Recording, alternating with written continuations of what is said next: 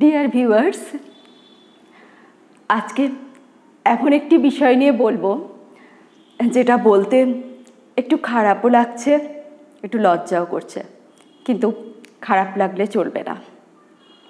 এটা নিয়ে বলতেই হবে, এটা বলা দরকারও। আমি স্কুলে প্রায় স্টুডেন্টদের, প্রায় প্রত্যেক দিনই বলতে গেলে হেলথ অ্যাওয়ারনেস আমি দিয়ে থাকি। কারণ স্বাস্থ্যই সম্পদ। আমাদের শরীরটা ভালো থাকলে তবেই মনটা ভালো থাকবে, মস্তিষ্কও ভালো থাকবে, আর তাতে সব কাজও সুন্দর হবে। তাই স্টুডেন্টদের শরীরটা যাতে ভালো থাকে সেই জন্য আমি সবসময়ই তাদের হেলথ অ্যাওয়ারনেস দিই।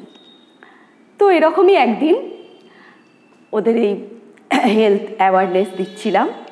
তো দিতে গিয়ে আমি বলছিলাম যে তোমরা প্রতি সপ্তাহে একবার করে অবশ্যই মাথায় শ্যাম্পু দেবে, কমপক্ষে একবার তো দেবেই, এবং চুলটাও ভালো করে আঁচড়াবে। তারপর তেল মেখে চান করবে, যেমন ত্বকের যত্ন নেবে চুলেরও যত্ন নেবে। এই বলতে গিয়ে একজন স্টুডেন্ট হঠাৎ করে আমাকে বলে উঠল যে বর্দি ম্যাম, আমাদের না সবারই মাথায় প্রায় উকুন রয়েছে। আমি বললাম, সে কি, মাথায় সবার উকুন রয়েছে? তোমরা মাথার মধ্যে উকুন রয়েছে কি করে তোমরা সবসময় থাকো? বলছে প্রচুর উকুন রয়েছে, জানো তো বর্দি ম্যাম, তোমার ভয়ে না মাথা চুলকাতে পারি না। মাথাটা ভীষণ চুলকায়, আঁচড়ায়, কিন্তু করতে পারি না ভয়ে, খুব কষ্ট হয়। তারপর বাড়ি গিয়ে খুব মাথাটা আমরা চুলকাই। আমি বললাম, তো তোমরা এর জন্য ওষুধ টষুধ মাখোনি কেন? যে মাখেই কিন্তু ভালো হয় না। আমি বলছি প্রপার নিয়মে এগুলো করতে হবে। শোনো, মাথায় উকুন হয়েছে, সুতরাং উকুন যাতে দ্রুত সারানো যায়, উকুন যাতে মাথা থেকে সব চলে যায়, সেই ব্যবস্থা করতে হবে। তোমরা বাড়িতে এক কাজ করবে, যেদিন মাথায় তোমরা উকুন মরা ওষুধ ব্যবহার করবে আর কি, বিভিন্ন শ্যাম্পু পাওয়া যায় বা ওষুধও পাওয়া যায়, তোমরা ওষুধের দোকান থেকে এগুলো নেবে এবং সেদিন বাড়ির প্রত্যেকে সবাই একসঙ্গে মাখবে। তারপর প্রতি সপ্তাহে একবার করে, অন্তত 3 সপ্তাহে 3 বার অবশ্যই এই ওষুধটা বা শ্যাম্পুটা ইউজ করবে। তা না হলে কিন্তু উকুন যাবে না। কারণ একবার উকুন মারা ওষুধ ব্যবহার করলে হয়তো বড় উকুনগুলো মারা গেল, বড় উকুন চলে গেল, কিন্তু তাদের ছোট বাচ্চাগুলো রয়ে যায়। তাই প্রতি সপ্তাহে 7 দিন ছাড়া ছাড়া তোমরা এরকম পরপর 3 বার 4 বার ব্যবহার করো। তারপর দেখবে উকুন ভালো হয়ে যায় কিনা, এবং বাড়ির সবাই মিলে একসাথে মাখবে।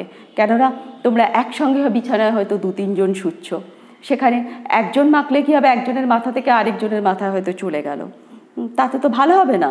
তোমার মাথায় ভালো হয়ে গেল, আবার তোমার মা, দিদি বা ভাই বোন তাদের মাথায় রয়ে গেল। এটা একটা সমস্যা।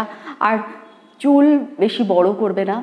অনেকে আছে কি, গ্রামের দিকে দেখা যায় মাথায় উকুন হলেই ন্যাড়া হয়ে যায়, কিন্তু সবসময় তো আর ন্যাড়া হওয়াটা সম্ভব না, আর মেয়েরা খুব একটা বেশি ন্যাড়াও হতে চায় না।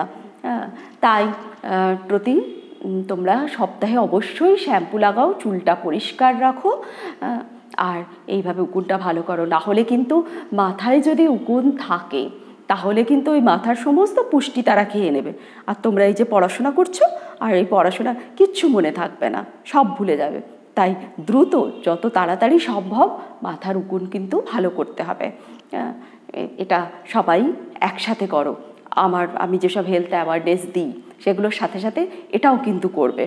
আর এই বর্ষাকালে ভীষণ ওদের পেটে ব্যথা হয় স্টুডেন্টদের, সেই জন্য আমি বারবারই বলি যে তোমরা তোমাদের বাড়ির আশপাশে তো থানকুনি পাতা হয়, সেই থানকুনি পাতাটা খাবে, প্রতিদিনই খাবে থানকুনি পাতা একটু করে। তারপর খাবার আগে তো হাতটা সাবান দিয়ে ধুয়ে বা স্যাভলন দিয়ে ধুয়ে ফেলবে, বা হ্যান্ড ওয়াশ যা আছে সেটা দিয়ে হাতটা ধুয়ে ফেলবে।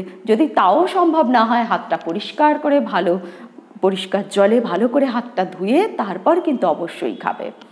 তা না হলে কিন্তু এই বাইরের জীবাণুগুলো শরীরের মধ্যে ঢুকবে আর ওই পেটে ব্যথা হবে। আর খালি পায়ে কিন্তু একদম চলাচল করবে না, কারণ রাস্তাঘাটে ওই কৃমির যে জীবাণুগুলো সেগুলো কিন্তু চড়ে বেড়ায়, ঘুরে বেড়ায়, ওগুলো কিন্তু খালি পায়ে ঢুকে যায়, তাতে ব্যথাও করে না, কিচ্ছু হয় না।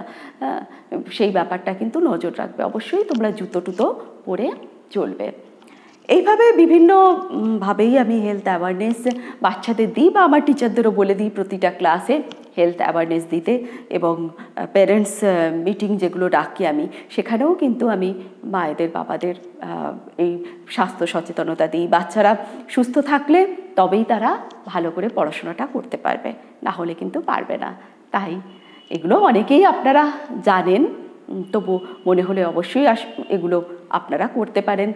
আসলে স্বাস্থ্যটা ভালো রাখতে গেলে কতগুলো অভ্যাস দরকার। সেই অভ্যাসটা একবার সুন্দর করে তৈরি করে ফেলতে পারলে তাহলে কিন্তু আমরা প্রত্যেকেই সুস্থ থাকবো, ভালো থাকবো। আপনারাও সবাই ভালো থাকুন, সুস্থ থাকুন।